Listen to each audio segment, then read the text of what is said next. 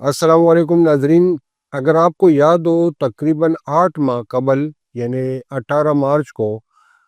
Army chief general Asim Munir صاحب نے کہا تھا کہ پاکستان کو ہارڈ اسٹیٹ بنانے کی ضرورت ہے۔ آخر کب تک ہم سافٹ اسٹیٹ میں رہتے ہوئے جو ہے اس طرح قیمتی جانیں ضائع کرتے رہیں گے؟ یہ بیان جو دیا گیا تھا اس پر شاید لوگوں نے اتنی توجہ نہیں دی تھی اور سمجھ رہے تھے کہ شاید یہ ایک بیان ہے، لیکن آرمی چیف اور خاص طور پہ موجودہ آرمی چیف جو اب فیلڈ مارشل بن چکا ہے اور انتہائی طاقتور شخصیت ہے پاکستان کی، اس کی اس بیان کا مطلب ایک عام سادہ بیان نہیں بلکہ یہ ایک پالیسی ہے۔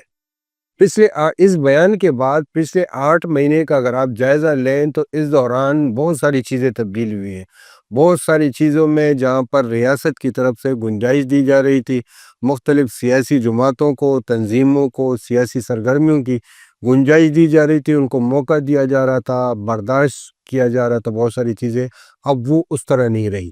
اور خاص طور پہ ویسے بھی اگر دیکھا جائے تو اس وقت ہائیبرڈ نظام چل رہے ہیں۔ جو جمہوری حکومت ہے وہ بھی یہ مانتے ہیں اور فخر سے کہتے ہیں کہ یہ ایک ہائیبرڈ نظام چل رہا ہے۔ یعنی ہائیبرڈ کا مطلب یہ ہے کہ جمہوری پلس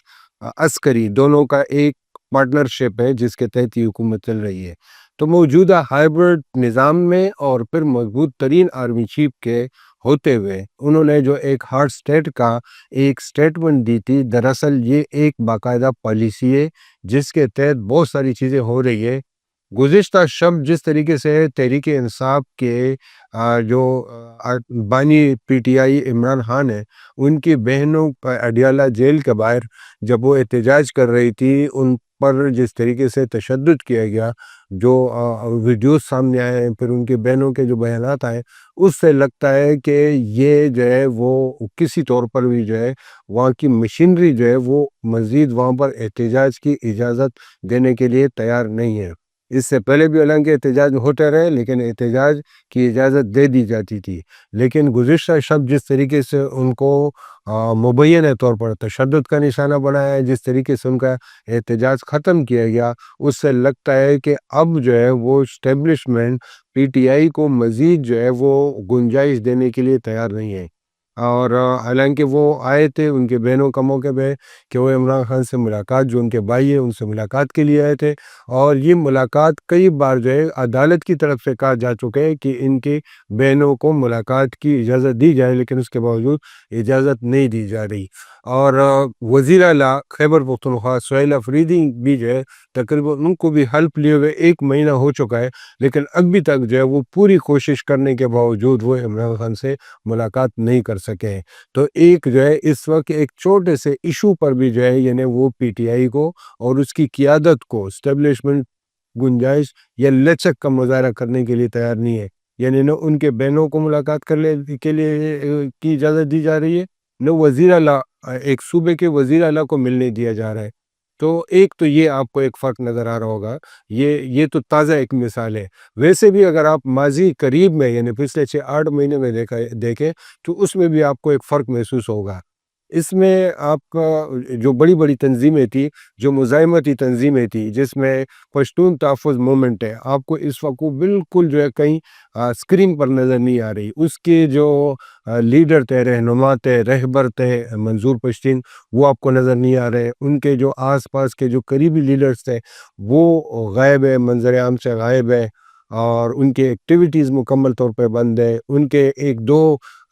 جو رہنما تھے، جب وہ ابھی جو حالیہ جرگہ ہوا تھا پشتونخوا اسمبلی میں، اس میں جو ہے وہ ترانے کے احترام میں کھڑے نہیں ہوئے، تو اس کے بعد سے وہ غائب ہوئے۔ تو پی ٹی ایم کا جو ہے وہ اس وقت پی ٹی ایم مکمل طور پہ خاموش ہے۔ پی ٹی ایم کی جو وہ سرگرمیاں تھی، سیاسی سرگرمیاں، وہ مکمل طور پر وہ ختم ہو چکی ہے۔ اسی طرح جو ہے بی وائی سی جو ہے بلوچ یکجہتی کمیٹی، جس کی جو ہے وہ قیادت مارنگ بلوچ کر رہی ہے، وہ بھی جو ہے آپ کو ان کے ایکٹیویٹیز، ان کی چیزیں بھی نظر نہیں آ رہی، ان کو بھی جو ہے اس طریقے سے سپیس نہیں دیا جا رہا۔ تو یہ تین جو ہے P T I, P T M, B Y C, یہ اس وقت مکمل طور پر جو ہے ان کو جس طریقے سے کلم کلا ان کو آزادی تھی، وہ جمہوری انداز میں یا اپنے جو بھی ان کے جو بھی موقف تھا، ان کا جو بھی ایجنڈا تھا، ٹھیک تھا، غلط تھا، لیکن یہ ہے کہ بہرحال ایک ان کو ایک جمہوری حق دیا جا رہا تھا۔ وہ اپنے احتجاج کر رہے تھے، اپنے جلسے جلوس کر رہے تھے۔ اب جو ہے وہ لگ ایسا رہا ہے کہ اب ان کو مزید جو ہے اس طرح کی تنظیموں کو، سیاسی مزاحمتی پارٹیوں کو اب ان کے آہستہ آہستہ ان کے لیے مزید سختیاں کی جا رہی ہے، اور وقت کے ساتھ ساتھ یعنی جس طریقے سے اب 27ویں ترمیم آنے کے بعد اور وہ جو آرمی چیف کی توسیع کا معاملہ وہ بھی سیٹل ڈاؤن ہو چکا ہے، تو اب جو ہے وہ چیزیں لگ یہ رہی ہے کہ آگے مزید سخت ہوں گی، اور جو تھوڑی بہت گنجائش تھی بھی سیاسی طور پہ بیانات دیتے تھے یا کچھ مزاحمت ہوتی تھی، کچھ